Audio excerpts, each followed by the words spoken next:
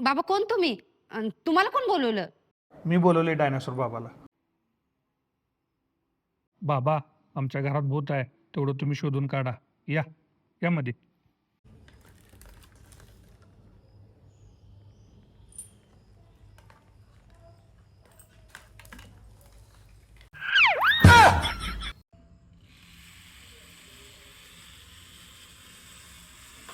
हे भूत येते कधी? रात्रीचे येते, जोरात कानाखाली चापट मारून निघून जाते.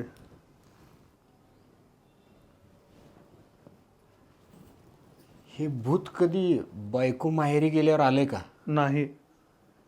कधी दिवसा आले का? नाही बाबा.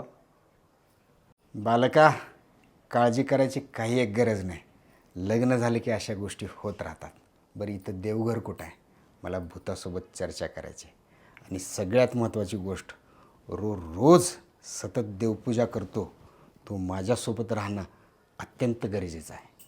ये तू जाग बाबासोबत. बाबा झोपल्यावर त्याने लय मोठमोठ्यानं घोरतात. मग माझी झोप होत नाही म्हणून मी त्यांना कानाखाली लावते आणि त्यांना असं वाटते की घरात भूत आहे. मला माहीत होतं ह्या घरातली मंजुलिका तूच आहेस.